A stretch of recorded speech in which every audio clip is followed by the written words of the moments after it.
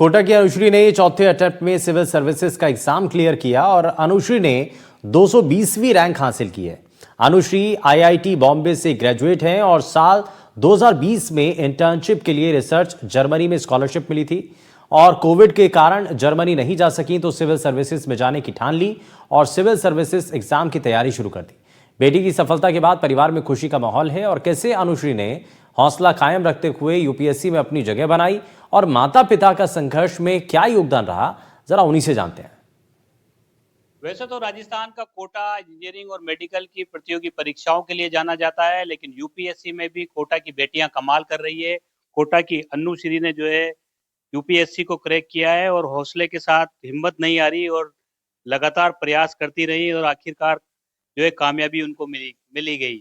तो अन्नूश्री जो है अब खुश है और परिवार में खुशी का माहौल है। बड़ी बात यह है कि बिना कोचिंग के ही अन्नूश्री ने इस बड़े एग्जाम को फाइट किया है और अब प्रशासनिक सेवा में जाएंगी। सबसे पहले तो आपको एनडीटीवी की तरफ से बहुत बहुत शुभकामनाएं। और कैसे रहा ये सफर यहाँ तक पहुँचने का? ये सफ़र लंबा था और कठिन था क्योंकि ये मेरा चौथा प्रयास है। तो कई मुश्किलें आई, अप्स एंड डाउन्स थे, पर मुझे लगता है कि मेरे परिवार ने और साथ वालों ने सारे पड़ोसियों की मदद के की वजह से मुझे आज सफलता हासिल हुई। तो एग्जाम को लेकर के आपने बहुत तैयारी की थी, बाहर भी आप जाने वाले थे, विदेश से भी आपको स्कॉलरशिप का होता, लेकिन कोविड में नहीं जा पाए। एक जिद थी इसको लेकर के?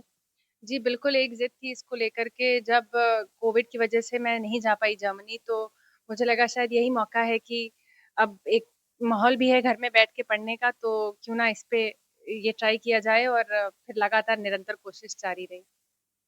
क्या शेड्यूल रहा, कैसे क्रैक किया एग्जाम? पूरी आपकी जो सफलता की कहानी, परिवार वालों का भी पूरा साथ रहा? शेड्यूल तो ऐसे था कि कुछ 7 बजे उठती थी मैं, 8 बजे तक पढ़ने बैठ जाती थी, 1 बजे लंच करती थी, बीच में थोड़ा-सा सोती थी, फिर उठती थी, करीब 6 बजे फिर से पढ़ने बैठ जाती थी, 12 बजे दिन खत्म होता था, बीच में डिनर। और इस शेड्यूल को लागू करने में मुझे लगता है मेरी मम्मी का पूरा हाथ रहा है। तो पूरे जज्बे के साथ देश सेवा में जाएंगी। पिता के लिए आज बहुत बड़ा दिन है।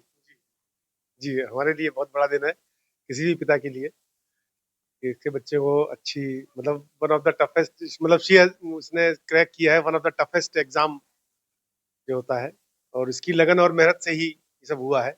हम लोगों का योगदान तो उतना ही है जितना हर माँ-बाप अपने बच्चे के लिए करता है। हमने भी उतना ही किया जितना हर माँ-बाप करता है।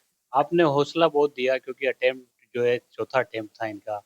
हिम्मत इन्होंने रखी, आप लोगों ने हौसला दिया। हाँ, हमने कभी इनको निराश नहीं होने दिया कि कोई ऐसा नहीं है कि जल्दी-जल्दी तुम्हें जॉब में जाना है, जल्दी तुम्हें एम्प्लॉयड होना है, ऐसा हमने कभी कोई प्रेशर किया, कोई बात भी नहीं करी इस तरह की। हमने कहा तुम जब तक पढ़ो तब तक तुम्हें पढ़ाएँगे, जब तक तुम पढ़ो। तो इन्होंने खूब दिल खोल के पढ़ाई की, दिल खोल के मेहनत की। हम लोगों ने जो हम लोगों का फर्ज था वो हम लोगों ने निभाया। ऐसा कुछ स्पेशल हमने नहीं किया है, उतना ही किया है जितना हर माँ-बाप करता है। पूरे शहर का नाम रोशन किया है और कोचिंग सिटी से यूपीएससी में जो है सफलता प्राप्त करना अपने आप में बड़ी बात है, वो भी बिना कोचिंग के। अनुश्री का आगे का जो वो है, उनका कहना है कि वो जो भी उनको जो है जॉब मिलेगा, जो भी उनको जो है सेवा करने का अवसर मिलेगा, पूरे देश की सेवा वो शिद्दत के साथ करेंगी।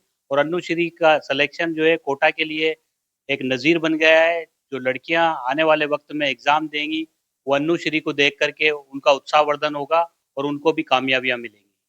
कोटा से सहयोगी हेमंत जोशी के साथ शाकिर अली, एनडीटीवी।